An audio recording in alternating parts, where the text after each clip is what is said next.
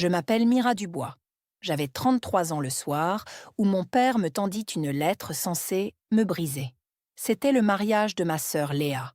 300 invités, un domaine au bord du lac paré de guirlandes lumineuses qui se reflétaient sur l'eau comme des pièces éparpillées. L'orchestre jouait une mélodie lente et douce.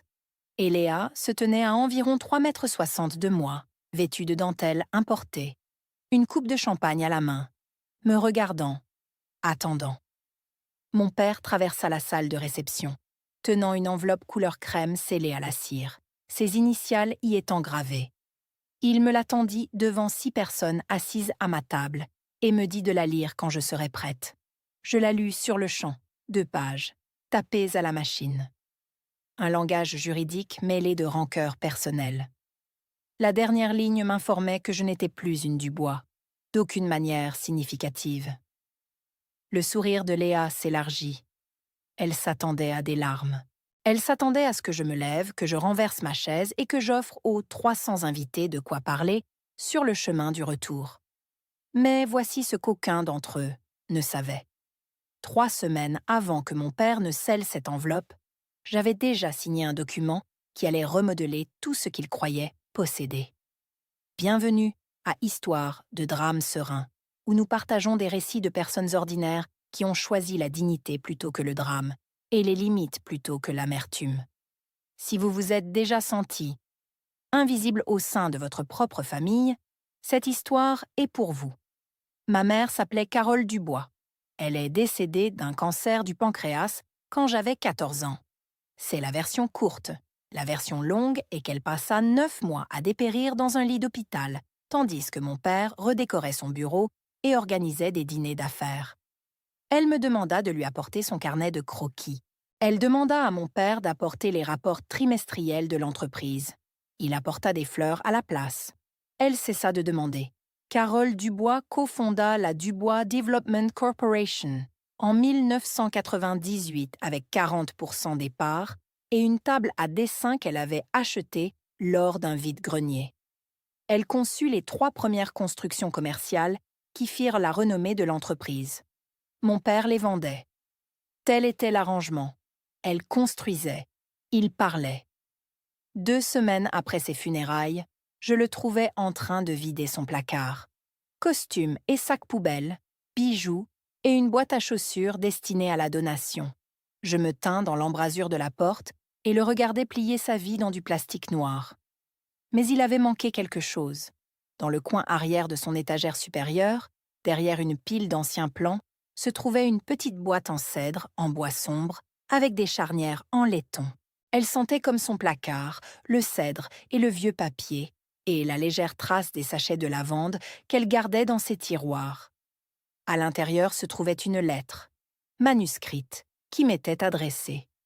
Mira, tout ce que j'ai bâti, je l'ai bâti pour que tu n'aies jamais à mendier. Souviens-toi de cela quand ils te diront ce que tu mérites. J'avais 14 ans. Je ne comprenais pas ce qu'elle voulait dire. Je pensais que les mères disaient juste des choses comme ça. De grandes phrases grandiloquentes qui semblaient importantes mais ne signifiaient rien de précis. Je gardais la boîte. Je gardais la lettre. Je ne regardais pas le dos de celle-ci pendant 19 ans. Ce fut ma première erreur.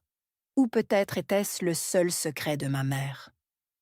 11 mois après la mort de ma mère, mon père ramena Diane Moreau à la maison pour le dîner. Elle était la comptable de l'entreprise. Elle avait connu ma mère. Elle avait assisté aux funérailles. Au 2e rang, robe noire, les yeux secs. Je me souvenais d'elle parce qu'elle était la seule personne qui n'avait pas pleuré. Diane emménagea au printemps. Dès l'été, elle avait réorganisé la maison. Le fauteuil de lecture de ma mère fut relégué au garage. Ses gravures encadrées furent retirées des murs. La chambre qu'il partageait devint le studio de yoga de Diane en moins de 6 mois. Je trouvai la photo de mariage de mes parents dans le bac de recyclage un mardi matin. Elle était glissée entre une boîte de céréales et une pile de courriers indésirables. Je la sortis, essuyai la tache de café sur le verre et la portai dans ma chambre sans dire un mot. Diane le remarqua. Elle frappa à ma porte ce soir-là. Elle s'assit au bord de mon lit et posa une main sur mon épaule. chaude, douce, le genre de geste qui, de l'extérieur, ressemble à de la gentillesse. « Ta mère aurait voulu que ton père soit heureux, dit-elle. Ne fais pas de cela une affaire personnelle. » J'avais 15 ans. Je n'avais pas le vocabulaire pour exprimer ce que je ressentais. Je savais juste que quelque chose dans sa voix ne correspondait pas à quelque chose dans ses yeux. Elle jouait le rôle de la consolatrice, comme on interprète une chanson qu'on a répétée, mais jamais ressentie. La réorganisation de Diane continua. L'année suivante, le nom de ma mère avait été retiré du mur du hall d'entrée de l'entreprise. Sa table à dessin fut donnée à une université.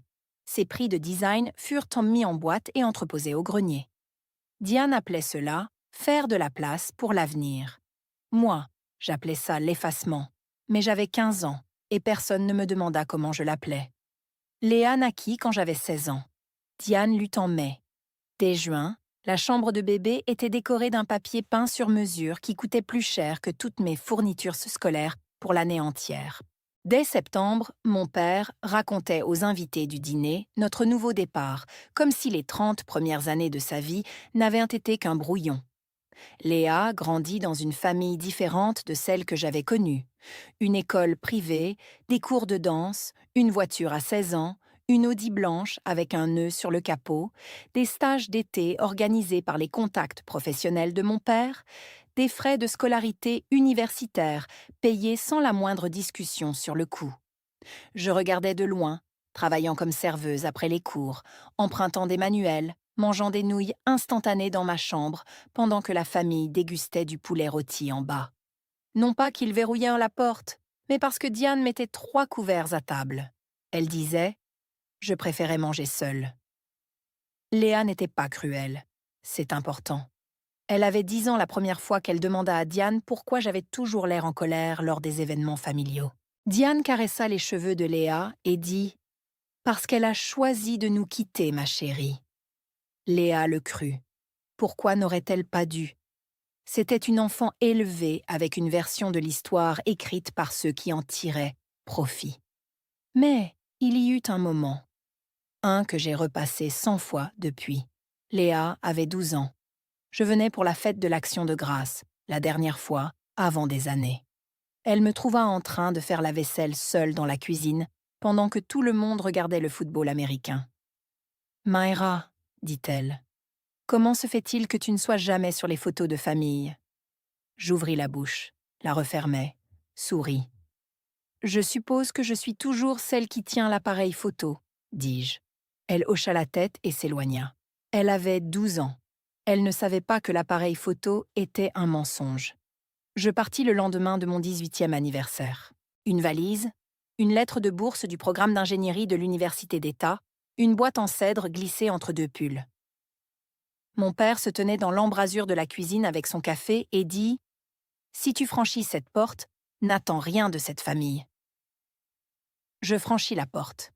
15 ans. C'est le temps qu'il me fallut pour bâtir une vie à partir d'une seule valise. J'étudiais l'ingénierie structurelle parce que j'aimais les calculs des murs porteurs. Le poids qu'une chose pouvait supporter avant de céder. Je travaillais sur les chantiers pendant les étés. Je lisais des plans comme d'autres femmes lisaient des romans. Chaque ligne était un mur que je pouvais construire moi-même. À 25 ans, j'étais chef de projet dans une entreprise de construction commerciale à Charlotte. À 28 ans, je gérais des extensions d'hôpitaux et des développements à usage mixte, valant des dizaines de millions de dollars. J'avais gagné chaque titre, chaque client, chaque nuit passée à examiner les spécifications de l'acier à ma table de cuisine. Je n'appelais jamais la maison pour demander de l'argent, ne demandais jamais de référence, ne demandais jamais rien. C'était ma faiblesse, même si je ne le voyais pas alors. Je portais tout seul parce que faire confiance à quelqu'un, c'était comme lui tendre un couteau et lui montrer où couper. Grace Wong était l'exception. Nous nous étions rencontrés en première année lors d'un groupe d'études pour le calcul. Elle devint avocate spécialisée en droit successoral. Je devins ingénieur. Nous restâmes proches, comme le sont les gens qui se sont vus échouer à des examens et manger de la pizza froide à 2 heures du matin. Grace était la seule personne à connaître toute l'histoire de ma famille.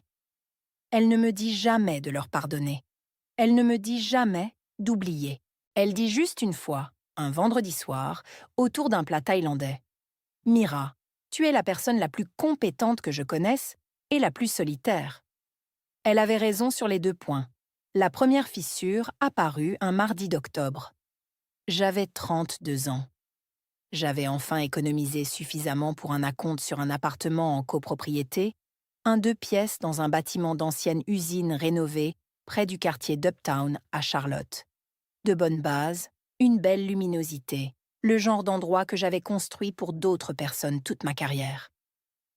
L'agent de crédit immobilier me rappela dans les 48 heures. Sa voix était prudente, exercée. « Mademoiselle Pullman, nous ne sommes pas en mesure d'approuver votre demande pour le moment. Il y a des éléments sur votre rapport de solvabilité qui nécessitent d'être clarifiés.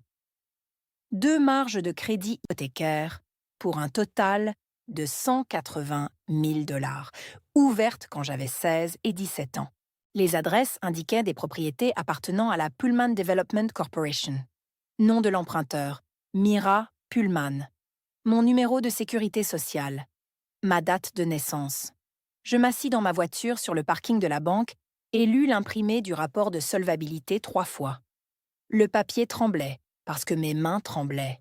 180 000 $ de dettes que je n'avais jamais signées, attachées à des propriétés où je n'avais jamais vécu, finançant une vie dont je n'avais jamais fait partie.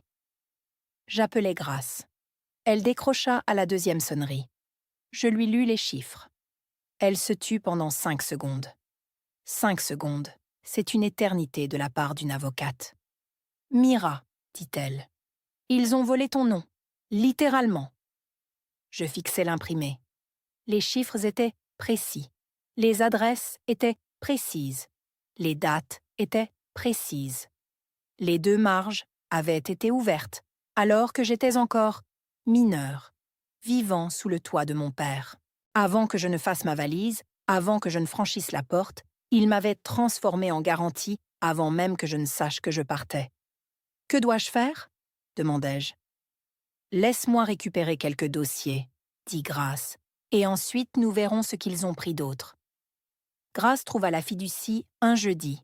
Elle avait commencé par les marges de crédit, retraçant les prêts hypothécaires à travers les registres fonciers du comté. La Pullman Development Corporation possédait 9 propriétés commerciales réparties sur 3 comtés.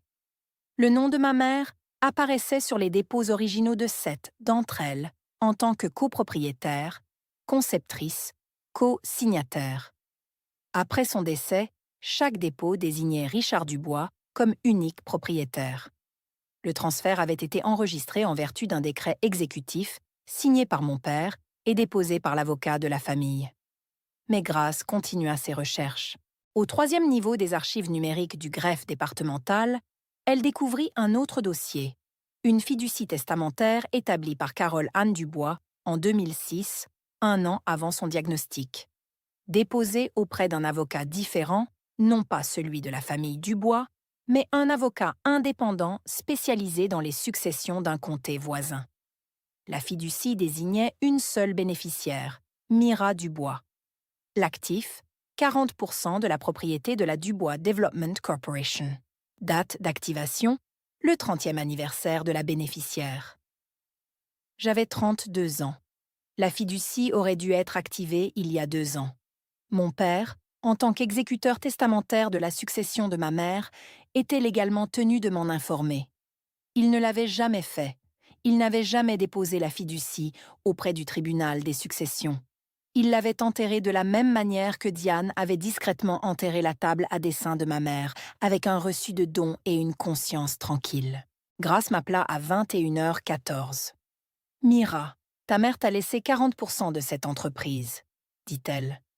Je m'assis sur le sol de ma cuisine. Le carrelage était froid sous mes jambes.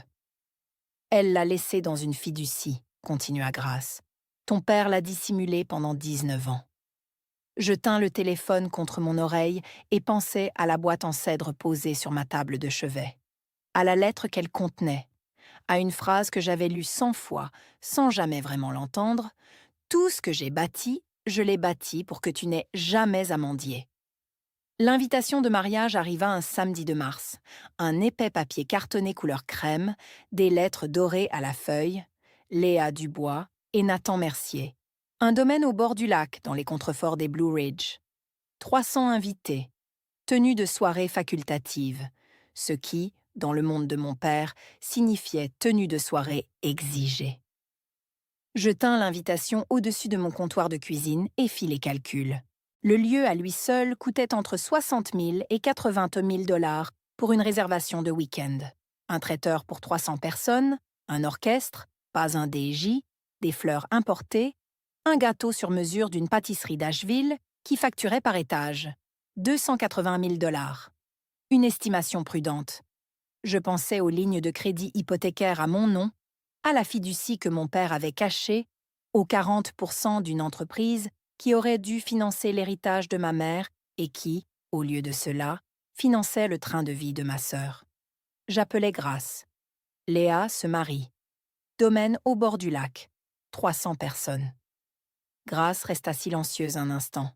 « Tu devrais y aller ?»« Pourquoi ?» ?»« Parce que tout ce qu'il dépense finira par faire partie du tableau financier et parce que tu devrais le voir. » Je regardais de nouveau l'invitation.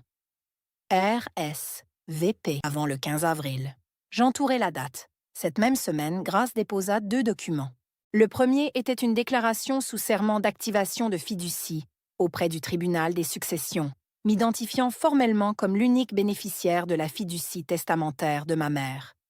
Le second était une plainte pour usurpation d'identité auprès du bureau du procureur général de l'État, documentant les 2 lignes de crédit hypothécaire ouvertes à mon nom, sans ma connaissance ni mon consentement. Les 2 dépôts furent acceptés, des numéros de dossier furent attribués aux 2. Je signai la déclaration sous serment un mercredi matin avant le travail. Ma main était ferme. Le stylo était un simple stylo à billes bon marché de mon tiroir de bureau. Le document faisait 4 pages. La lettre de désaveu de mon père en ferait 2. Mais je ne le savais pas encore. J'envoyai le RSVP par la poste le même après-midi. J'avais coché « Présent, Honey ». Grace étala 19 ans de dossiers d'entreprise sur sa table de salle à manger un dimanche après-midi. Cela couvrait chaque centimètre. Des chemises en carton, des PDF imprimés, des paragraphes surlignés, des post-it jaunes marquant les anomalies. La chronologie était méticuleuse. 2007, Carole Dubois décède. Mon père dépose un décret exécutif revendiquant la pleine propriété de la Dubois Development Corporation. 2008, Diane Moreau épouse Richard Dubois. 2 mois plus tard, elle est répertoriée comme comptable de l'entreprise avec pouvoir de signature. 2009, première ligne de crédit hypothécaire ouverte au nom de Mira Dubois. 62 000 dollars garantis par une propriété commerciale sur la route 9 que ma mère avait conçue. 2010, deuxième ligne de crédit hypothécaire, 118 000 dollars au total. J'avais 17 ans. J'étais serveuse dans un restaurant de la 4e rue et j'étudiais pour le SAT. De 2011 à 2025. Le nom de ma mère fut retiré de tous les documents d'entreprise. L'entreprise fut renommée de Carole Dubois Design Associates à Dubois Development Corporation. Le site web fut mis à jour. La plaque du hall fut remplacée. Les prix de design furent déplacés au grenier, puis en entrepôt. Grace présenta tout cela comme un dossier, car c'en était un. Dissimulation de fiducie, usurpation d'identité, manquement aux devoirs fiduciaires, administration exécutive frauduleuse. L'activation de la fiducie est simple, dit-elle. Le tribunal des successions la reconnaîtra. Ton père était légalement obligé de t'en informer à tes 30 ans. Il ne l'a pas fait. C'est un principe juridique établi. Et les lignes de crédit? Le bureau du procureur général enquêtera. Celles-ci ont été ouvertes quand tu étais mineur. Ton père avait accès à ton numéro de sécurité sociale en tant que tuteur légal. Il l'a utilisé. C'est un crime dans la plupart des États. Je regardais les documents. 19 ans de vol silencieux documentés à l'encre et par des numéros de dossier. Combien de temps avant qu'il ne le sache ? Demandai-je. Le procureur général envoie une lettre d'enquête préliminaire dans les 60 jours suivant la plainte. Nous avons déposé la plainte début avril. Le mariage est fin mai. Elle marqua une pause. Il le saura après le mariage. J'acquiesçai. C'était suffisant. La manipulation de Diane Moreau n'était jamais bruyante. C'est ce qui la rendait efficace. Elle ne criait pas. Elle ne menaçait pas. Elle réorganisait la réalité, un détail à la fois. Comme on défait lentement, soigneusement les points d'un ourlet, jusqu'à ce que le vêtement entier se défasse et que personne ne se souvienne qu'il ait jamais été entier. Les dîners de fête où ma chaise disparaissait. Oh, je croyais que tu ne venais pas. Les portraits de famille pris sur le perron sans moi. Tu étais aux toilettes, ma chérie. Nous ne pouvions pas attendre. La lumière baissait. Les cartes de Noël signées Richard, Diane et Léa, envoyées à 200 contacts chaque décembre. Mon nom effacé de la façade publique de la famille pendant une décennie entière. Elle disait aux femmes de l'église que je m'étais éloignée. Notre aînée a choisi de partir. Nous prions pour elle chaque dimanche. Elle le disait avec le sourire triste d'une femme accablée par les choix d'autrui, non par les siens. Elle disait à Léa que ma mère avait été difficile et que mon père avait tant sacrifié. Elle disait à Richard que j'étais en colère, instable et exactement comme Carole. Elle disait ces choses pendant le dîner, en voiture, pendant les pauses publicitaires, une campagne de désinformation au goutte à goutte qui dura 19 ans, et la lettre de désaveu qui fut le chef-d'œuvre de Diane. Je l'ai appris plus tard par Nathan Mercier. C'est Diane qui l'avait suggéré. Diane qui avait rédigé le texte. Diane qui avait choisi le moment, la réception de mariage, 300 invités, une audience maximale. Une lettre formelle apportera une clôture à la famille, dit-elle à Richard. Elle ne fera pas de scène au mariage de Léa. Elle est trop fière. Elle avait raison sur un point. J'étais trop fière. Mais elle se trompait sur ce que font les gens fiers quand ils sont acculés. Ils ne pleurent pas. Ils ne fuient pas. Ils comptent les issues. Elle sera toujours la fille de Carole, pas la nôtre. C'est ce que Diane Moreau avait dit à Richard la nuit précédant le mariage. Nathan Mercier l'avait entendu à travers le mur de la chambre d'hôtel. Mon père n'avait jamais été l'architecte. Ma mère l'était. Je ne l'avais pas compris enfant. J'avais grandi en le voyant serrer des mains lors d'événements d'entreprise, prononcer des discours lors d'inauguration, se tenir devant des bâtiments portant son nom. Il avait l'air de l'homme qui les avait construits. Il avait les costumes, la poignée de main, la voix. Mais les designs étaient ceux de Carole. Les 3 premiers projets commerciaux qui avaient mis Pullman Development sur la carte. Un parc de bureaux médicaux, un immeuble à usage mixte sur le front de mer, un hôtel-boutique qui avait remporté un prix de design régional. Tous venaient de la table à dessin de ma mère, de ses croquis, de ses calculs structurels, de ses nuits tardives, avec du papier millimétré et un crayon mécanique. Mon père les vendait. Il était brillant en vente. Les clients l'adoraient. Les banquiers lui faisaient confiance. Mais sans les designs de Carole, il n'était qu'un homme avec une poignée de main et un terrain vide. Je me souviens d'un dîner quand j'avais 12 ans.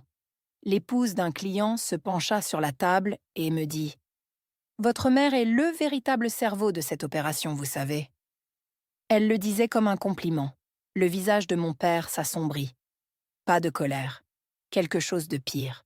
Exposé, comme si quelqu'un avait tiré un rideau et que le public pouvait voir la machinerie en coulisses. 3 mois après la mort de ma mère, il engagea une agence de relations publiques.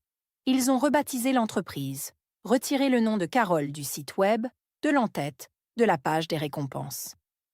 L'entreprise avait toujours été Dubois Development Corporation pour le monde extérieur. Mais en interne, sur les documents d'incorporation originaux, elle s'appelait Carole Dubois Design Associates. Il changea cela aussi. Il ne cachait pas seulement une fiducie. Il cachait le fait que tout ce qu'il possédait avait été construit par une femme dont il avait passé 19 ans à effacer le nom. Et j'étais le rappel vivant. J'avais sa mâchoire, son écriture, son habitude de rester silencieuse tant que les calculs n'étaient pas terminés. Pas étonnant qu'il ait voulu me voir partir. Léa m'invita à faire du shopping pour la robe en avril. C'était la première invitation familiale que j'avais reçue en 8 ans, sans condition. Je n'y suis pas allée parce que je voulais regarder ma demi-sœur essayer des robes financées par de l'argent qui aurait dû être le mien. J'y suis allée parce que Grace Wang m'avait dit de garder les apparences, de maintenir la façade jusqu'à ce que les dépôts soient clairs, de ne pas leur donner de raison de suspecter quoi que ce soit. Le salon de mariage se trouvait dans un entrepôt reconverti à South End. De hauts plafonds, une lumière naturelle, du champagne à l'arrivée.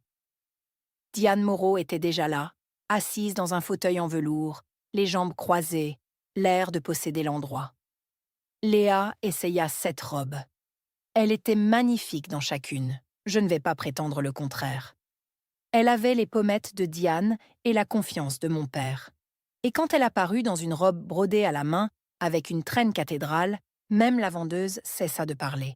La robe coûtait 14 000 $. Diane Moreau sortit une carte de crédit. La vendeuse la passa. Le reçu s'imprima. Léa serra sa mère dans ses bras. Diane Moreau aplatit le reçu sur le comptoir et se dirigea vers la porte. Je regardais le reçu. La carte était une visa. Les 4 derniers chiffres, 77, 74, 1. Je reconnus le numéro. C'était lié à la 2e ligne de crédit hypothécaire. Celle ouverte à mon nom quand j'avais 17 ans. 118 000 $ de dette que je n'avais jamais autorisée, et il l'utilisait pour acheter une robe de mariée. Je sortis mon téléphone de ma poche et pris une photo du reçu. La vendeuse me jeta un coup d'œil. Je souris. Juste pour garder un souvenir, dis-je. 14 000 $ sur une carte liée à mon numéro de sécurité sociale pour une robe que je ne porterai jamais, pour un mariage auquel je n'étais pas censée survivre. J'envoyai la photo à Grace ce soir-là. Elle répondit « Noté ». Le dîner de répétition eut lieu la veille du mariage dans un restaurant recommandé par le lieu de réception. Salle privée, nappe blanche, un trio de jazz dans un coin, 40 personnes. La famille, les membres du cortège nuptial, les parents de Nathan Mercier. J'étais assise à l'extrémité de la table, entre un garçon d'honneur que je n'avais jamais rencontré et la grand-tante de Nathan, qui était malentendante et parlait surtout à son petit pain. Mon père se leva pour porter un toast. Il tenait un verre de bourbon et parla de la famille, de la loyauté, de ces liens qui ne peuvent être brisés par la distance ou les désaccords. Il me regarda directement. « Certaines personnes gagnent leur place dans une famille, dit-il. D'autres s'en vont et s'attendent à ce qu'elles les attendent. » La pièce murmura. Quelques personnes jetèrent un coup d'œil dans ma direction. Diane Moreau serra la main de Richard Dubois et regarda son assiette avec une expression modeste et martyrisée. Nathan Mercier bougea sur sa chaise. Il croisa mon regard de l'autre côté de la table. Sa mâchoire était serrée. Je sirotais mon eau, souris au garçon d'honneur et lui demandai comment s'était passé son trajet depuis Atlanta. Le moment passa. Après le dîner, je me dirigeais vers les toilettes. Le couloir était étroit, avec des briques apparentes et une lumière tamisée. J'entendis des voix au coin du couloir avant de les voir. Diane Moreau et Léa Dubois chuchotaient. « Demain, ton père s'en occupera, » dit Diane Moreau. « Elle ne fera pas de scène. »« Tu es sûre ?» La voix de Léa Dubois était plus faible que je ne l'avais imaginé. Et si elle est trop fière pour pleurer en public. Crois-moi, elle le lira. Elle partira. Et ce sera la fin. Je restais immobile, comptais jusqu'à 5. Puis, je tournai le coin et passai devant elle sans les saluer. Diane Moreau se redressa. Léa Dubois regarda ses chaussures. Je me lavai les mains, les séchai, retournai à table et finis mon eau. La veille du mariage, je m'assis seule dans ma chambre d'hôtel. Le domaine au bord du lac comprenait une petite auberge attenante à la propriété. Ma chambre donnait sur l'eau. J'entendais les camions de traiteurs arriver pour le lendemain. le bourdonnement d'un générateur en test, quelqu'un riant sur le quai. J'ouvris la boîte en cèdre. Je l'avais transportée du placard de ma mère à chaque appartement, chaque ville, chaque nouveau départ pendant 19 ans. Les charnières en laiton étaient maintenant ternies. Le bois avait foncé, mais quand je soulevais le couvercle, l'odeur était la même. Cèdre, lavande et vieux papier. Le placard de ma mère compressé en 6 pouces de bois. Je relus la lettre. Je l'avais lue tant de fois que les plis étaient doux. L'encre s'était estompée aux endroits où mon pouce s'était posé. Ira, tout ce que j'ai bâti, je l'ai bâti pour que tu n'aies jamais à mendier. Souviens-toi de cela quand ils te diront ce que tu mérites. Puis, je retournai le papier. Je n'avais jamais regardé le verso, ni à 14 ans quand je l'avais trouvé pour la première fois, ni à 18 ans quand je l'avais rangé dans ma valise, ni à 25, 30 ou 32 ans. J'avais lu le recto une centaine de fois et l'avais replié dans la boîte, à chaque fois sans jamais la retourner. Au verso de l'écriture de ma mère, plus petite, plus soignée, comme si elle l'avait écrite séparément, se trouvaient 3 choses. Un nom, un numéro de téléphone et une courte instruction. Marguerite Shelby. Le numéro de téléphone avait un indicatif régional différent du nôtre, et les mots « Demandez la fiducie ». Ma mère savait. Elle savait que mon père la supprimerait. Elle savait que Diane Moreau l'aiderait. Elle avait écrit un plan de secours de sa propre main et l'avait glissé dans une boîte en cèdre sur une étagère que sa fille trouverait. Je serrai la lettre contre ma poitrine. Le papier était chaud sous mes mains. 19 ans de retard, mais j'étais là. Grace appela à 7h45 le matin du mariage. J'étais déjà habillée. Un tailleur bleu marine, des talons bas, la boîte en cèdre dans mon sac à main. Je n'avais pas beaucoup dormi. J'avais passé la majeure partie de la nuit à chercher Marguerite Shelby, l'avocate que ma mère avait inscrite au dos de la lettre. Elle avait pris sa retraite en 2019, mais son cabinet était toujours en activité. Grace les avait déjà contactés en février. C'est ainsi qu'elle avait trouvé le dossier de fiducie si rapidement. « Bonne nouvelle », dit Grace. Le tribunal des successions a accepté l'affidavit d'activation de la fiducie. Depuis 9h du matin hier, vous êtes légalement reconnu comme la seule bénéficiaire de la fiducie testamentaire de Carole Dubois. Je m'assis sur le bord du lit d'hôtel. 40% de la Dubois Development Corporation vous appartient. Mira. C'est à vous depuis votre 30e anniversaire. Votre père ne vous l'a juste jamais dit. Et l'enquête préliminaire du procureur général est ouverte. Ils ont la plainte pour usurpation d'identité, les documents d'exécution testamentaire falsifiés, les relevés de lignes de crédit. Votre père recevra une lettre d'enquête au début de la semaine prochaine. Je regardais par la fenêtre. Le lac était plat et argenté. Des chaises étaient installées sur la pelouse par rangées de vin. « Quoi qu'il arrive aujourd'hui, dit Grace, vous avez déjà gagné sur le papier. » Il ne s'agissait jamais de papier, dis-je. Grace resta silencieuse un instant. Puis, encore une chose. J'ai retrouvé l'affidavit exécutif, falsifié, celui qui supprimait la fiducie. Le sceau notarial appartient à Diane Maurice Dubois. C'est elle qui l'a déposé. Je fermai les yeux. Richard l'a signé, dit Grace. Mais Diane l'a créé. Elle était la comptable. Elle savait où se trouvait chaque document. Diane, celle qui m'avait dit de ne pas faire de cette affaire une question personnelle, qui avait effacé le nom de ma mère du hall d'entrée, qui avait suggéré la lettre de désaveu. Je remerciai Grace, raccrochai et rangeai le téléphone dans mon sac, à côté de la boîte en cèdre. Il était temps d'aller à un mariage. Si vous avez déjà découvert que quelqu'un en qui vous aviez confiance vous volait d'une manière que vous n'auriez jamais imaginée, vous connaissez ce sentiment, cette certitude froide et limpide. La cérémonie fut magnifique. Je le dis simplement parce que c'est vrai. Le domaine était situé sur une crête au-dessus du lac. Des chaises blanches s'étendaient en éventail sur une pelouse impeccable. Une arche de pivoine et d'eucalyptus. Un quatuor à cordes jouant du pachelbel. Puis quelque chose de moderne que je ne reconnaissais pas. 300 invités, vêtus de lin et de soie, s'éventaient sous la chaleur de fin mai. J'étais assise au dernier rang, non par choix. Diane avait organisé le placement. La famille occupait les 4 premiers rangs à gauche. J'étais au rang 14, côté droit, entre un collègue de Nathan et une cousine âgée de Diane qui sentait la lavande. Cela ne me dérangeait pas. Léa descendit l'allée avec mon père. Elle était radieuse. La robe perlée captait la lumière du soleil et la dispersait en petits éclairs blancs sur la pelouse. Son voile, de longueur cathédrale, traînait derrière elle comme une seconde mariée. Elle avait 29 ans, rayonnait et avait passé toute sa vie à se préparer à ce moment. Les yeux de Nathan s'embuèrent quand il la vit. Ses mains tremblèrent quand il prit les siennes. Cette partie-là était réelle. Quoi que je puisse dire d'autre sur les personnes qui entouraient ce mariage, Nathan aimait Léa. Je le voyais à la façon dont sa bouche se serrait quand il essayait de ne pas pleurer.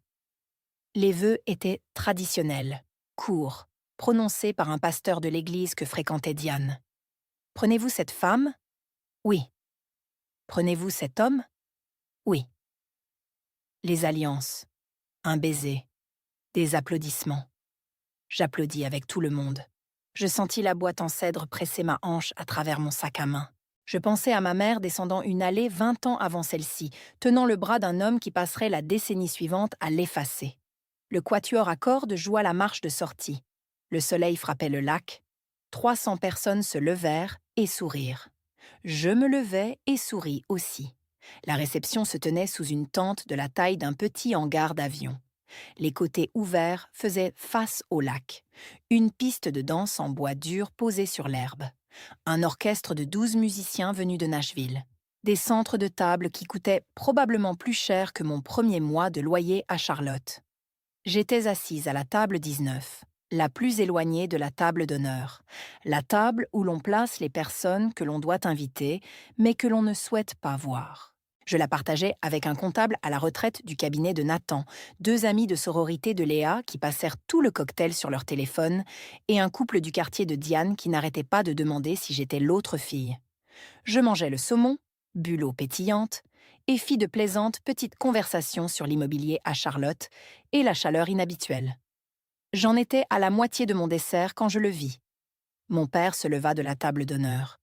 Il dit quelque chose à Diane. Elle hocha la tête. Il ajusta sa veste, tendit la main sous la table et prit une enveloppe, de couleur crème, formelle. Je pouvais voir le seau de cire à 12 mètres de distance. Il traversa la piste de danse. L'orchestre jouait un standard de colporteur. Des couples dansaient encore. Il passa devant eux, entre les tables, avec la démarche mesurée d'un homme qui a répété un moment et ne veut pas le précipiter. Il arriva à la table 19. Il se tint à côté de ma chaise. Le comptable à la retraite leva les yeux. L'ami de sororité arrêta de faire défiler son écran. « Myriam, » dit-il. Sa voix était égale, répétée. « Je veux vous donner quelque chose. J'y pense depuis longtemps. » Il tenait l'enveloppe à 2 mains, la tendit vers moi. Pas un cadeau. Un verdict. Diane observait de l'autre bout de la salle, les mains croisées, le menton levé. L'orchestre continua de jouer. Je pris l'enveloppe. Le seau de cire portait ses initiales. R.P. Le papier était épais, coûteux, le genre que l'on achète pour des documents que l'on veut rendre importants. Je brisai le seau, dépliai 2 pages et les lus devant 6 personnes qui avaient cessé de manger. La lettre était dactylographiée, interligne simple, 2 pages. La première page était un langage juridique, une rupture formelle des obligations familiales, une dissolution des liens financiers, émotionnels et sociaux. Effective immédiatement et irrévocablement, elle se lisait comme un contrat rédigé par quelqu'un qui avait cherché des modèles juridiques sur Google et ajouté ses propres griefs entre les clauses. La seconde page était personnelle. La voix de mon père, dactylographiée, mais reconnaissable entre toutes. Vous avez abandonné cette famille il y a 18 ans. Vous avez rejeté toutes les opportunités que nous vous avons offertes. Vous avez choisi d'être une étrangère. Un paragraphe expliquait comment Diane et Léa avaient bâti quelque chose de beau sans moi. Un paragraphe sur mon refus de participer à la guérison. Un paragraphe sur ma mère disait qu'elle aurait compris. La dernière ligne était centrée et en gras. Vous n'êtes plus une Pullman, d'aucune manière significative. Je la lus 2 fois, non pas parce que j'avais besoin de la comprendre, mais parce que je voulais me souvenir de chaque mot. Le comptable à la retraite posa sa fourchette. Ah, l'une des amies de la sororité murmura quelque chose à l'autre. Le couple du quartier de Diane fixait ses assiettes. Je levai les yeux. Mon père se tenait à environ 1 mètre de moi, la mâchoire serrée, les mains le long du corps, en attente. De l'autre côté de la piste de danse, Léa se tenait avec sa coupe de champagne, observant. Son sourire était petit et plein d'attente, le sourire de quelqu'un à qui on a raconté la fin d'un film et qui la voit se dérouler. Je pliai la lettre 1 fois, 2 fois, et la glissai dans la poche de ma veste, à côté de la boîte en cèdre. « Merci, papa, dis-je. Je la garderai. » Il cligna des yeux. C'est la partie dont je me souviens le plus clairement. Ni la lettre, ni les visages à table, ni le champagne de Léa, ni les mains croisées de Diane. Mon père cligna des yeux, et dans ce clignement, je vis tout le scénario qu'il avait écrit pour ce moment s'effondrer. J'étais censée pleurer. J'étais censée me lever si vite que ma chaise aurait raclé le sol. J'étais censée presser ma serviette contre mes yeux et marcher rapidement vers la sortie, pendant que 300 invités regardaient, chuchotaient et confirmaient tout ce que Diane avait jamais dit de moi. C'était le plan. Je pouvais le sentir planer dans l'air comme une note qui ne trouvait jamais sa résolution. Au lieu de cela, je souris. Pas un sourire amer, pas un rictus, pas un sourire de triomphe, juste un sourire calme et discret. Le genre de sourire que l'on offre à quelqu'un quand on sait quelque chose qu'il ignore et que l'on choisit de ne pas encore le dire. « Merci, papa », répétai-je. « Je la garderai. » Je repoussai ma chaise. Je me levai. Je me dirigeai vers la piste de danse et trouvai l'oncle de Nathan, un pharmacien à la retraite âgé de 72 ans, qui était assis seul depuis le 2e plat. Je lui demandai s'il voulait danser. Il accepta. L'orchestre jouait un air lent. Nous nous déplaçâmes en un petit cercle près du bord de la piste. Il me parla de son jardin, de sa femme décédée, d'un hortensia qui fleurissait en bleu chaque mois de juin. Peu importe ce qu'il faisait au sol derrière moi, je pouvais sentir mon père debout à la table 19, toujours debout, toujours les mains vides. Il s'attendait à des larmes. Je lui offris un pli, une poche et une valse. Je dansais 3 chansons. Je donnais un sens à chaque pas. Diane rejoignit mon père en moins d'1 minute. Je la vis traverser la piste de danse du coin de l'œil, ses talons claquant sur le parquet, sa pochette pressée contre sa hanche. Elle attrapa le coude de Richard et le tira vers le bord de la tente. Que s'est-il passé? Sa voix porta. Elle ne chuchotait pas comme à son habitude. L'a-t-elle lu? Elle sourit. Mon père dit « Elle quoi ?» Elle l'a lu, elle l'a plié. Elle l'a mise dans sa poche et a dit « Merci ». Je n'entendis pas le reste car l'orchestre passa à un morceau entraînant et l'oncle de Nathan me fit tourner maladroitement, mais avec enthousiasme. Quand je regardais à nouveau, Diane et Richard étaient blottis près du bar, Léa entre eux, 3 têtes rapprochées, 3 bouches s'agitant rapidement. 10 minutes passèrent. Je dansais avec l'oncle de Nathan, puis avec le comptable à la retraite de ma table, qui se révéla être un danseur étonnamment bon. Je complimentais le traiteur pour le saumon. Je demandais à une demoiselle d'honneur des informations sur les fleurs. J'étais chaleureuse, agréable, présente et entièrement imperturbable. Le contraste était visible pour quiconque y prêtait attention. La famille de la mariée était regroupée en un nœud de tension près du bar. La demi-sœur de la mariée riait sur la piste de danse. Léa se détacha du groupe. Elle s'approcha de moi avec sa coupe de champagne et son voile cathédral traînant derrière elle sur l'herbe. Myriam.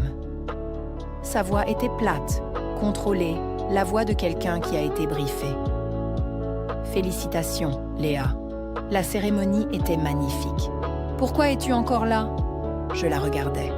âgé de 29 ans, marié depuis 4 heures, vêtu d'une robe de 14 000 $ achetée avec une carte de crédit à mon nom. Parce que l'orchestre est bon, dis-je. Et le saumon était excellent. Je dansais 3 chansons de plus. Ils passèrent les 3 à fixer. Nathan me trouva entre 2 chansons. Il tenait 2 verres d'eau. Il m'en tendit un sans que je le demande et se tint à mes côtés à la balustrade surplombant le lac. L'orchestre faisait une pause. Le soleil s'était couché et les guirlandes lumineuses avaient pris le relais. Des centaines d'entre elles étaient tendues entre les mâts de la tente, se reflétant sur l'eau en de longues lignes dorées. « Ça va ?» dit-il, une voix calme et directe, celle d'un homme qui avait vu quelque chose qu'il ne comprenait pas, mais qu'il reconnaissait comme étant anormal. « Je vais bien, Nathan. Félicitations, au fait.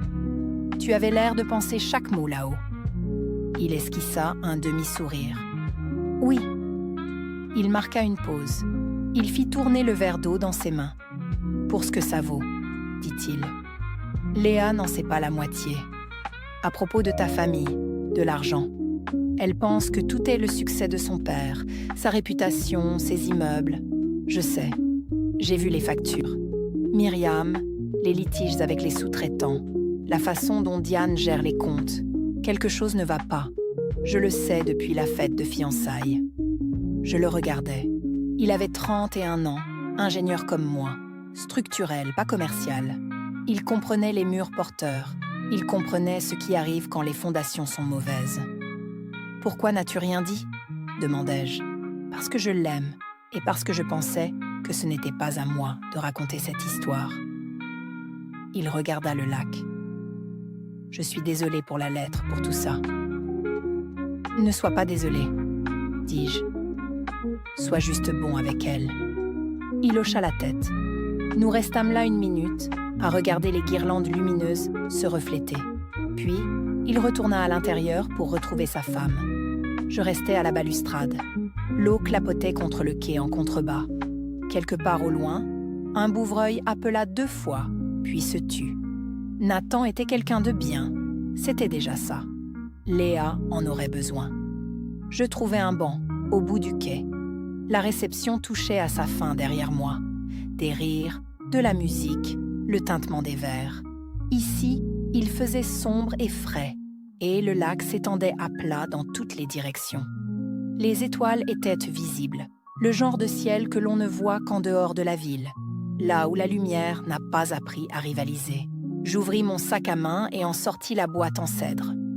Les charnières en laiton cliquetèrent doucement. L'odeur s'éleva. Cèdre, lavande et vieux papier. 19 ans à porter cette boîte, et elle sentait toujours son placard. Je tins la lettre à 2 mains, lus le recto 1 fois de plus, puis la retournai et relus le verso. Marguerite Shelby, le numéro de téléphone. Demandez la fiducie. « Maman », dis-je à voix haute, au lac et aux étoiles et à personne. Ils t'ont effacé de tout. L'entreprise, la maison, les photographies, le mur du hall. Ils ont changé le nom que tu avais bâti et l'ont donné à un homme qui n'avait jamais tracé une seule ligne. L'eau bougeait contre le quai par petites poussées lentes, mais ils n'ont pas pu t'effacer des documents. Ils n'ont pas pu t'effacer d'un dossier au bureau du greffier du comté dans une ville qu'ils n'auraient jamais pensé vérifier. Je sentis une larme couler sur ma joue. Une seule, pas pour la lettre que mon père m'avait donnée. Pas pour la robe de 14 000 $ ou la table au fond de la salle. Pour les 19 ans où le nom de ma mère fut enterré. Pour la femme qui l'avait vu venir et avait écrit un plan de secours de sa propre main et l'avait caché dans une boîte en cèdre pour que sa fille le trouve. J'essuyai la larme, remis la lettre, refermai le couvercle. Les charnières cliquetèrent.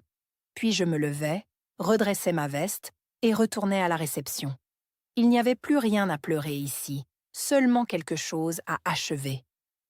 Diane me trouva dans le couloir en revenant du quai.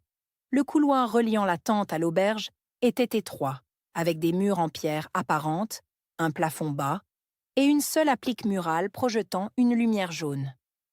Elle se tenait au milieu, les bras croisés, bloquant le passage comme elle avait bloqué des portes dans mon enfance, non pas avec des serrures, mais avec sa présence.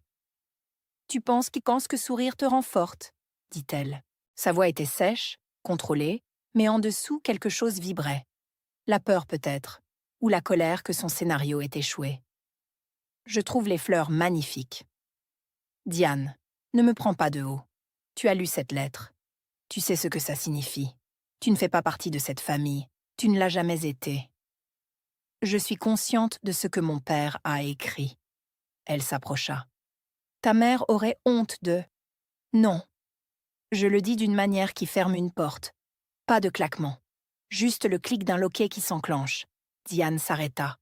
Elle était au milieu d'une phrase, d'une respiration, d'une performance. Personne ne l'avait interrompue depuis 19 ans. Elle cligna des yeux, recalcula, changea de tactique. « Cette famille t'a tout donné », dit-elle. Sa voix se brisa. Non pas de tristesse, mais sous l'effort de maintenir le personnage qu'elle avait construit pendant 2 décennies. « Et tu ne nous as rien donné. » Je la regardais, cette femme qui avait jeté la photo de mariage de ma mère, qui avait signé un faux affidavit de direction, qui avait ouvert des cartes de crédit à mon nom et les avait utilisées pour acheter un mariage. « Je vous ai donné ma cote de crédit, dis-je. Vous l'avez utilisée ?» Sa bouche s'ouvrit, se referma, s'ouvrit de nouveau. « Tu es exactement comme ta mère, dit-elle. Froide, calculatrice, pensant que tu es meilleure que tout le monde. Bonne nuit, Diane. » Je passai devant elle. Elle ne me suivit pas. Ses talons restèrent plantés sur le sol en pierre derrière moi, cliquetant 1 fois, 2 fois, puis s'arrêtant. J'appelais Grâce depuis le parking. Le gravier crissa sous mes chaussures. La musique était étouffée ici, juste la basse et le contour indistinct d'un saxophone. L'air sentait l'herbe coupée et l'eau du lac. « Ils ont doublé la mise, dis-je. Raconte-moi. » Je lui racontai la lettre, Diane dans le couloir, Léa me demandant pourquoi j'étais encore là, Richard debout à la table 19, les mains vides. Grâce écouta. Elle n'interrompit pas. « La lettre d'enquête du procureur général est partie vendredi, dit-elle quand j'eus fini. Votre père devrait la recevoir, lundi, à son bureau.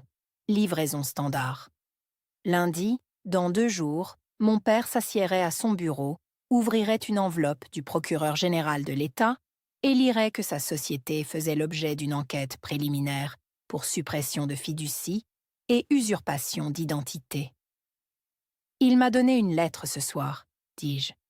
J'aimerais lui en donner une lundi. Déjà rédigée, dit Grâce. Avis de transfert de fiducie et demande de réparation complète du crédit, y compris une réclamation pour dommages. J'ai juste besoin de votre confirmation. Voulez-vous qu'elle soit envoyée à son bureau ou à son domicile? Les 2. Elle marqua une pause. Les 2 signifieront que Diane la verra aussi. Diane a falsifié les documents exécutifs. Elle devrait voir ce qui se passe ensuite. Grâce ne discuta pas. Je les enverrai lundi matin, à la 1re heure. Merci, Grâce. Maïra. Sa voix s'adoucit. Ta mère serait fière. Je raccrochais. Je restai debout sur le parking pendant 1 minute entière. La musique à l'intérieur s'amplifia. Le groupe jouait son dernier set. J'entendais des applaudissements étouffés à travers les parois de la tente. Je retournai à l'intérieur, trouvai la piste de danse, trouvai l'oncle de Nathan et dansai une dernière chanson. Certaines personnes attendent toute leur vie le moment où quelqu'un qui leur a fait du mal fait enfin face à la vérité. Parfois, la vérité arrive dans une enveloppe. Lundi, 9h14 du matin. Je connaissais l'heure exacte parce que Grâce avait les numéros de suivi des 2 livraisons et elle m'avait envoyé un message quand elles avaient été signalées comme livrées. J'étais à mon propre bureau à Charlotte. 3e tasse de café, je révisais les spécifications de l'acier pour l'agrandissement d'un hôpital à Gastonia. Mon téléphone vibra 2 fois. Grâce, livré bureau et domicile. Je posai le téléphone, pris mon café et retournai aux spécifications. Dans le bureau de mon père, une suite d'angles au 4e étage d'un bâtiment que ma mère avait conçu, 2 enveloppes reposaient sur son bureau. Son assistante les y avait placées à 8h55 avec le reste de son courrier. Elle raconterait plus tard à Nathan qu'elle avait remarqué ses mains lorsqu'il avait ouvert la première. Enveloppe 1. Procureur général de l'État, lettre d'enquête préliminaire, demande de dossier financier relatif à Dubois Development Corporation. Objet. Allégation de suppression de fiducie, d'usurpation d'identité et de manquement aux devoirs fiduciaires. Enveloppe 2. Maître Grace Wong, avocate, au nom de Maïra Sepulman. Avis d'activation de fiducie. Demande formelle de transfert de 40% de la propriété de Dubois Development Corporation, conformément à la fiducie testamentaire de Carole et Dubois déposée en 2006. Demande de réparation complète du crédit. Demande de restitution. 47 000 $ de dommages documentés liés à des lignes de crédit hypothécaires non autorisées. Mon père lut les deux. Son assistante dit que ses mains tremblaient. Pas de colère. Quelque chose de plus fondamental que la colère. Le genre de tremblement qui survient lorsque 19 ans de construction minutieuse commencent à céder sous la charge. Il appela Diane en premier. « Nous avons un problème. » Il appela son avocat ensuite. Il ne m'appela pas. 2 enveloppes. Il m'en avait donné une samedi. Je lui en avais donné 2 lundi. Je terminais les spécifications de l'hôpital avant midi. Je mangeais un sandwich à mon bureau. La commande d'acier nécessitait des révisions. Je fis les révisions. La journée continua. Il appela à 16h17. Je rentrai chez moi après une visite de chantier. Son nom apparut sur l'écran de mon téléphone et je me garai sur le parking d'une station-service avant de répondre. Non pas parce que j'étais nerveuse, mais parce que je voulais être immobile. « Qu'est-ce que c'est que ça ?» dit-il. Pas de salutation, pas de préambule. « Tu vas détruire cette famille pour de l'argent. » J'éteignis le moteur. « Tu as ouvert des lignes de crédit hypothécaires à mon nom quand j'avais 16 ans, papa. » Silence. « Tu as supprimé la fiducie de maman pendant 19 ans. » Silence. « Et tu m'as tendu une lettre à un mariage me disant que je ne faisais pas partie de la famille. » Sa respiration était lourde, rauque, la respiration d'un homme dont les murs se fissuraient et qui n'avait aucun plan pour la suite. « Ta mère, commença-t-il. Ma mère a bâti cette entreprise et tu l'as effacée. Ce n'est pas ce qui s'est passé. Carole et moi étions partenaires. J'ai fait ce que n'importe quel conjoint survivant ferait. J'ai maintenu. Tu as maintenu le contrôle sur son héritage, sur son nom, sur le numéro de sécurité sociale de sa fille. Il se tut. Quand il parla de nouveau, sa voix était différente. Plus basse, dépouillée du vernis des salles de conseil. Si cela devient public, nous perdons tout. L'entreprise, la maison, celle de Léa. Tu n'as pas tout perdu quand je suis partie à 18 ans. Tu t'en sortiras. Maïra, s'il te plaît. Ce fut le moment. Pas la lettre au mariage, pas Diane dans le couloir. Ce seul mot, s'il te plaît. D'un homme qui avait passé 30 ans à ne jamais rien demander à personne. Un homme qui avait signé une lettre dénigrant sa fille 3 jours auparavant, disait maintenant « S'il te plaît ». Je n'ai pas apprécié. Je tiens à être clair là-dessus. Cela n'avait pas le goût de la victoire. Cela avait le goût du métal. Parle à ton avocat, papa. Le mien est prêt. Je raccrochai, démarrai la voiture, rentrai chez moi. Diane appela 20 minutes plus tard. Elle avait dû prendre le téléphone à Richard. « Maïra, s'il te plaît. » Le même mot, une voix différente. La sienne était mouillée de larmes. Le genre qui vient vite et fort quand la performance exige de l'urgence. Je n'ai nulle part où aller si cette entreprise fait faillite. Ton père et moi, nous avons bâti cette vie ensemble. Léa vient de se marier. Pense à ta sœur. Je me suis garée dans le parking souterrain de mon immeuble, coupant le moteur une fois de plus. Diane, tu as falsifié les documents exécutifs. C'était la décision de ton père. J'ai juste... Tu as ouvert des cartes de crédit à mon nom. Tu les as utilisées pour financer un mariage. Tu as utilisé une carte liée à une ligne de crédit hypothécaire frauduleuse pour acheter une robe de 14 000 $. Les pleurs cessèrent net, comme si quelqu'un avait fermé un robinet. Ta mère est partie parce qu'elle était égoïste, dit Diane. La chaleur avait disparu de sa voix, remplacée par quelque chose de froid et d'acculé. Elle a fait passer le travail avant la famille. Elle était tellement occupée par ses dessins et ses bâtiments qu'elle a oublié qu'elle avait un mari. Tout comme toi, froide, calculatrice, pensant que tu es meilleure que... Ma mère n'est pas partie, Diane. Elle est morte. Silence. Elle est morte d'un cancer du pancréas à 41 ans dans un lit d'hôpital, demandant son carnet de croquis pendant que son mari planifiait des dîners d'affaires. Elle n'est pas partie. Tu as juste dit à tout le monde qu'elle l'avait fait.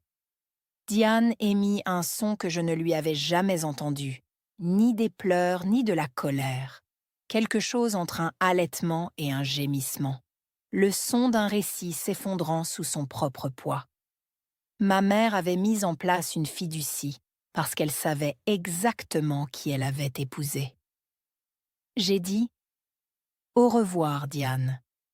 J'ai raccroché, suis restée assise dans le parking souterrain pendant 10 minutes. Le béton était froid et les néons bourdonnaient au-dessus de ma tête. Puis, je suis montée et j'ai préparé le dîner.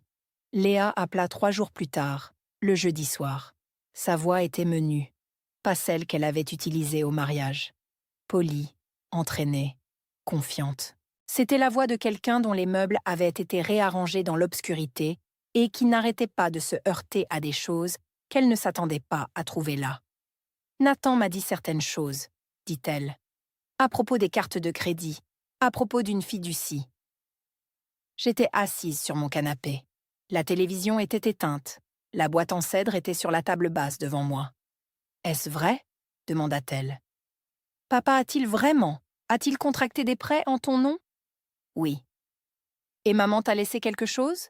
Une fiducie avec des parts dans l'entreprise ?»« Oui. » « Pourquoi personne ne m'a-t-il jamais dit ?»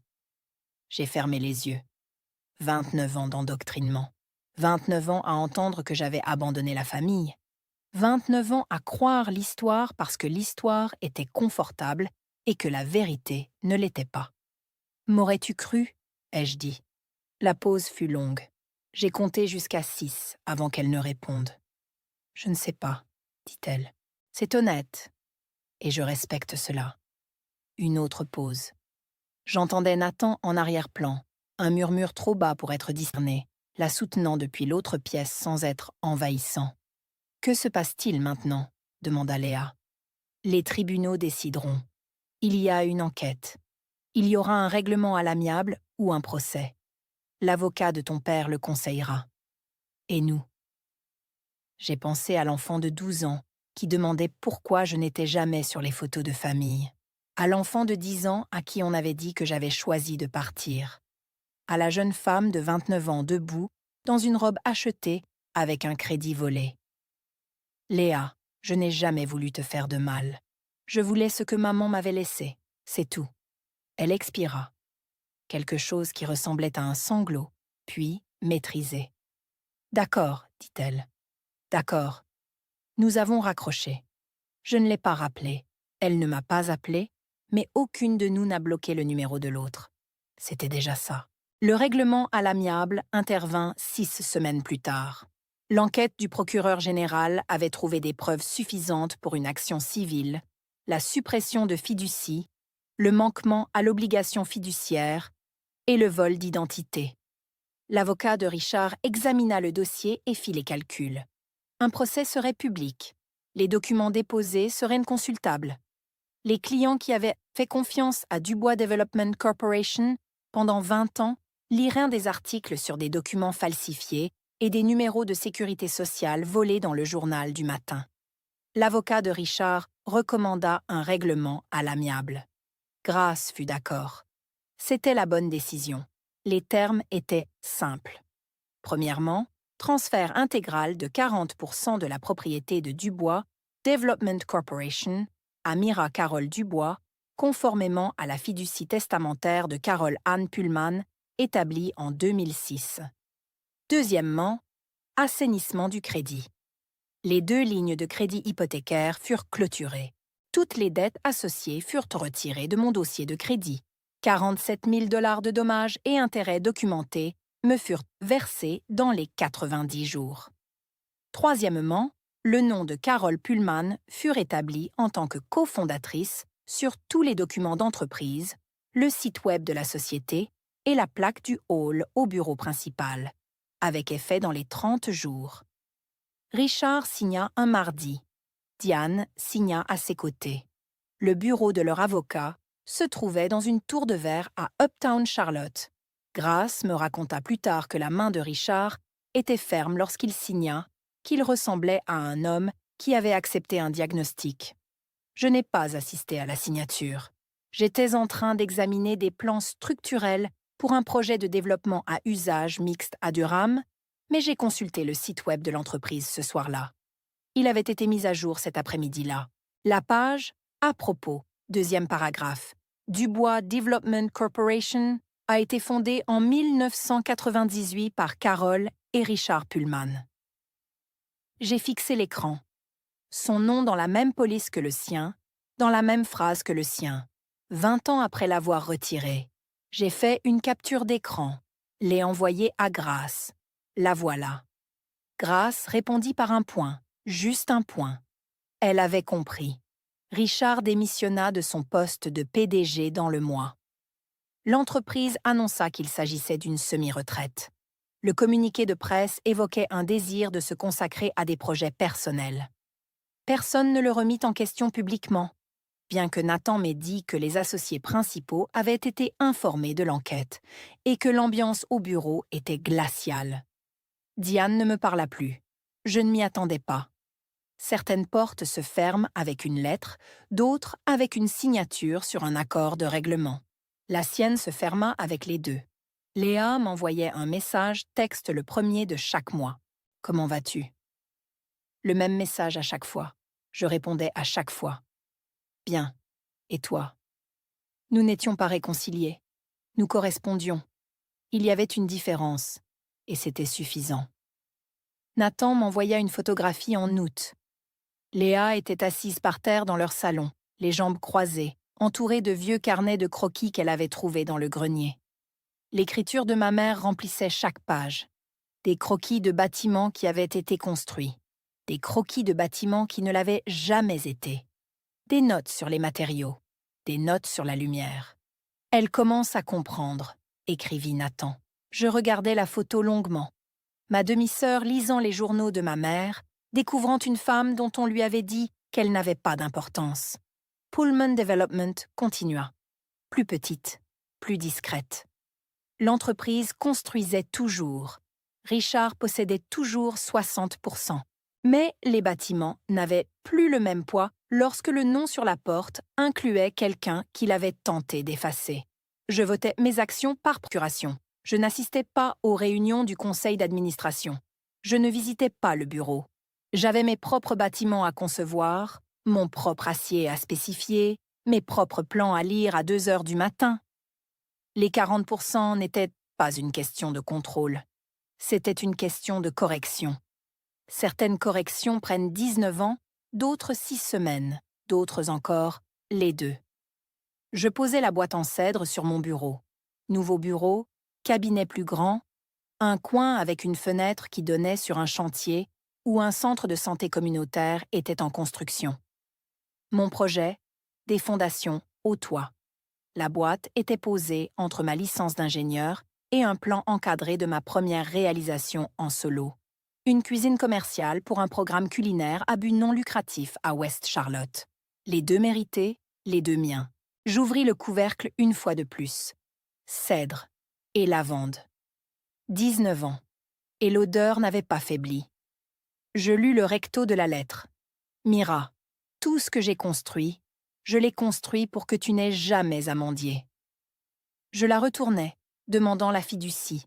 J'avais pris une photo des 2 côtés, les avais imprimées, encadrées dans un simple cadre noir, et les avais placées à côté de la boîte. Le bois était plus foncé maintenant que lorsque ma mère l'avait posé sur cette étagère. Les charnières en laiton avaient une teinte verte sur les bords, mais l'ajustement était toujours parfait. Le couvercle se fermait toujours avec un clic net et silencieux. Ma mère avait construit des choses qui duraient, des bâtiments qui résistaient aux tempêtes, une entreprise qui avait survécu à son mariage, une fiducie qui avait survécu à 19 ans de suppression et une boîte en cèdre qui sentait toujours son placard un mardi après-midi de septembre dans un bureau d'angle que sa fille avait gagné à la dure. Je refermai le couvercle. Je n'avais plus besoin de l'ouvrir, mais je savais où elle se trouvait, et c'était là tout l'intérêt. Mon père m'avait tendu une lettre destinée à m'effacer. Mais on ne peut pas effacer quelqu'un qui sait déjà qui elle est. Ma mère me l'avait appris, non pas par des discours ni par des leçons, mais par quelques mots écrits au dos d'une lettre que j'avais portée pendant 19 ans. Ceux qui essaient de te rabaisser sont ceux qui savent que tu ne l'es pas. Fais-toi confiance. Les formalités suivront. Voilà mon histoire. Une lettre à un mariage, une boîte en cèdre et 19 ans de patience.